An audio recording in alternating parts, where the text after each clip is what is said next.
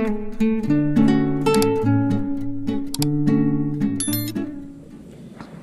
บายดีทุกคนมื้อนี้เฮาก็สืบต่อ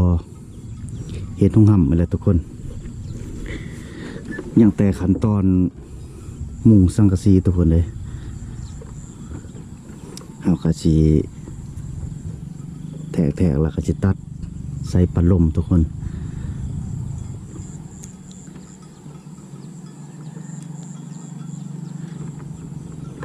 เดี๋ยวเฮาก็สิตัดนะตะเวนกำลังขึ้นโอ้ยแดด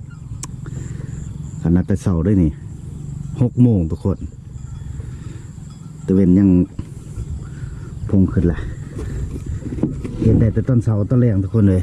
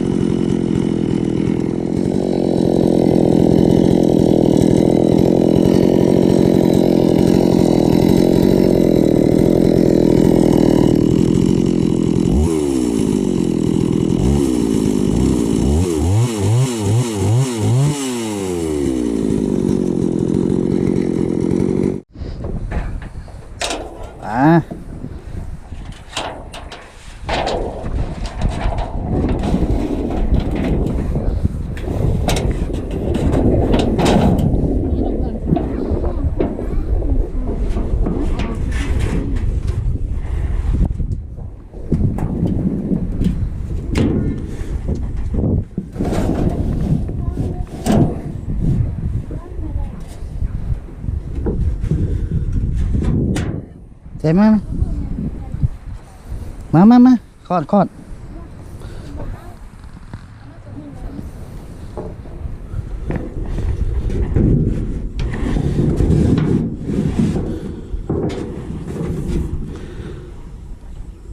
เบิ่งเสือเ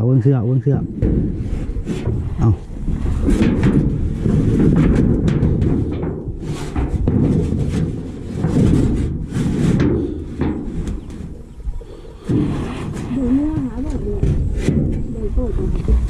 เอาเบิ่งกี้คือว่าอันนั้นจะเอาตัวใหม่บ่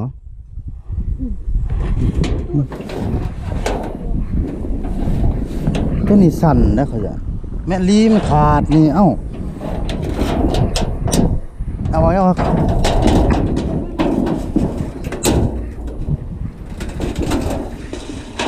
เด้อ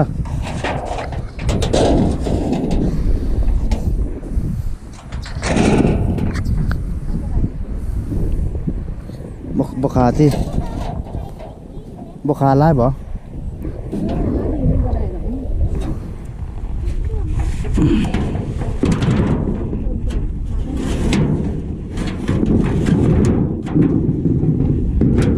ว่าอยู่ตัวนี้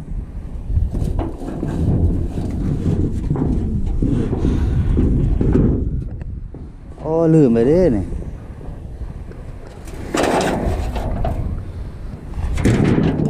ลืมตูดใหม่มา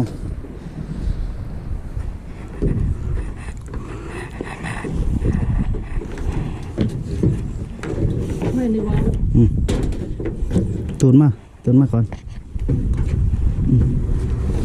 ไปจับต้องสน เพื่อไปเสร็จแล้วไปมันจะรู้จะแอลเนี่ยไม่อยู่เลยพี่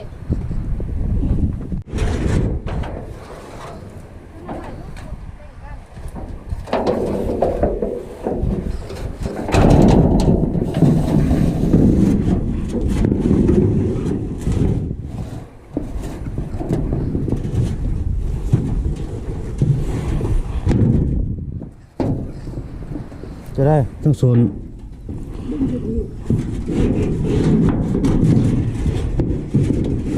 เดี๋ยวบ่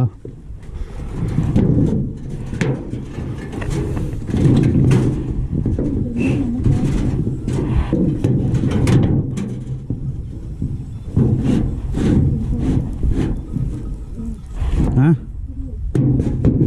ดีบ่เบิ่งชนนั่นชนนี่ฮะ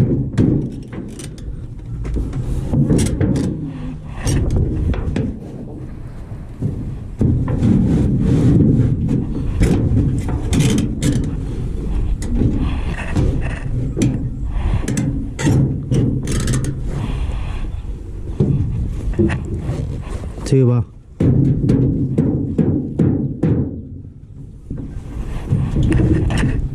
ได้บ่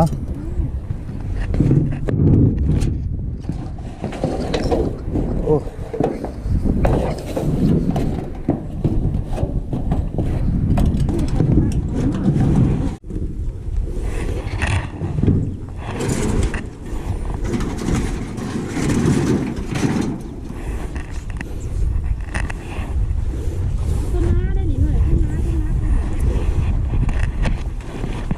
หน้าแห้งบ่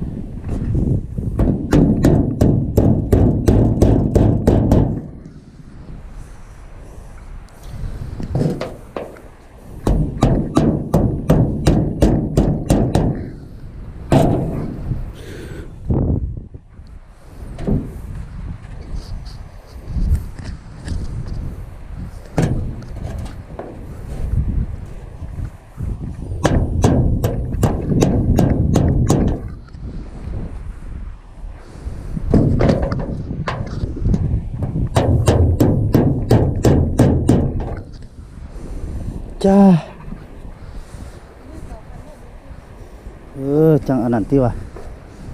หยะไปหยะ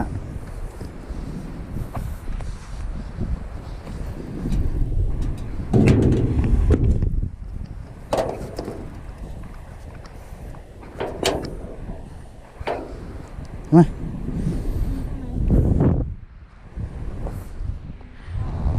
คนนี้ต้นผีที่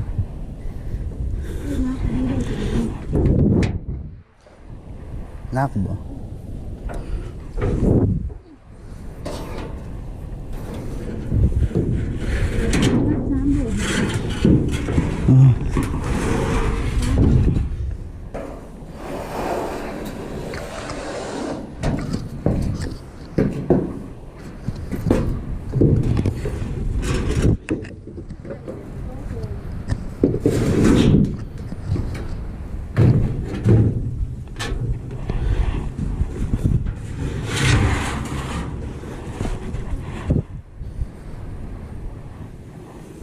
ถือปีนขึ้นได้ตัวนี้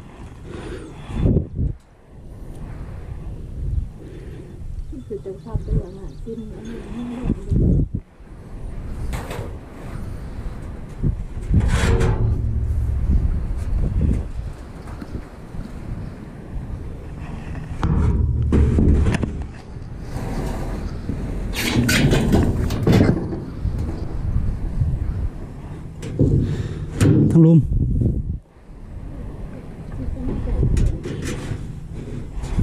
นี่หมอ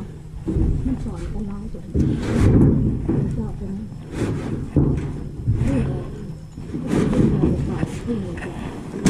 หรือว่าแต่เจ้าต้นนั้นฮะนะเจ้าเคาะทั้งสองโซนหันพี่เบื้องใต้กินที่เบื้องเนี่ยเงื่อนตัวล่ม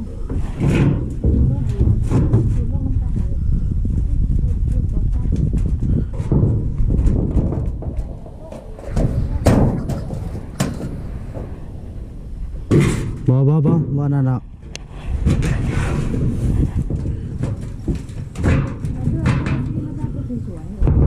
ฮะ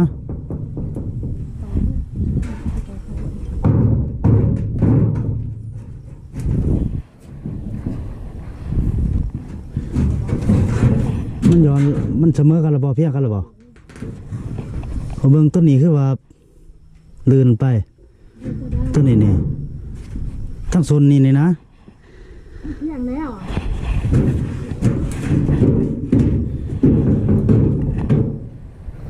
ส่วนเมืองใต้เนาะ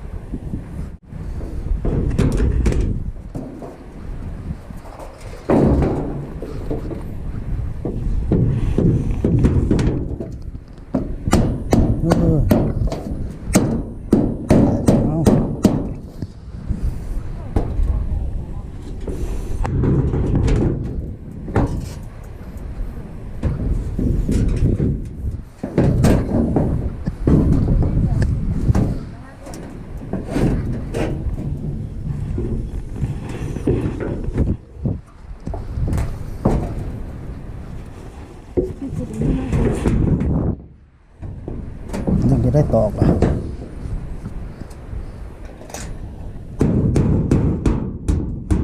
เอ้ามึงเสกซ้ำ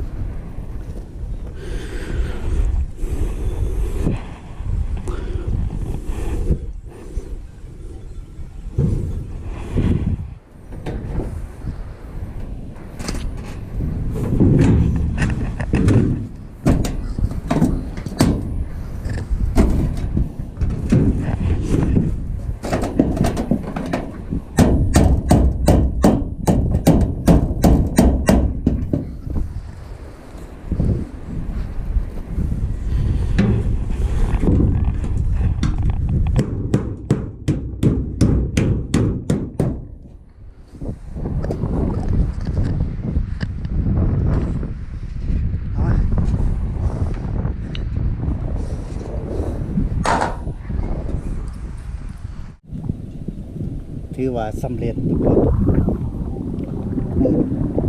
มุงหลังคาพอดีแล้วก็ลบแล้วยังแล้วเบิดแต่ทาอยู่ทุกคน พอได้สนฝนสนแดด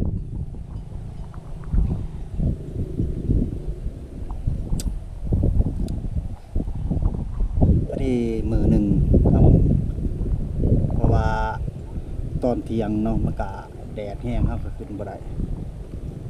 ขึ้นหลังคาลบบ่ได้ตอนแรงเขาก็มาสับลบนี่ลบหลังคา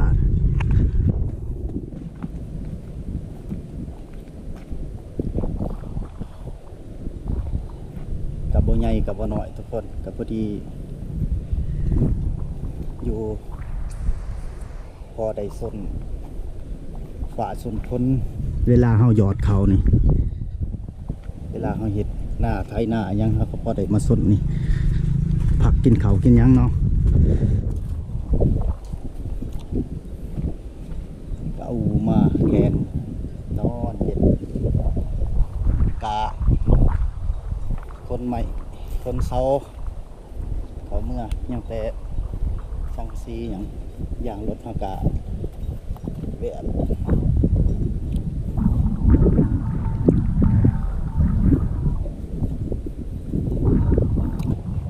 หากสิได้เมื่อทุกคนพอกันคลิปหน้า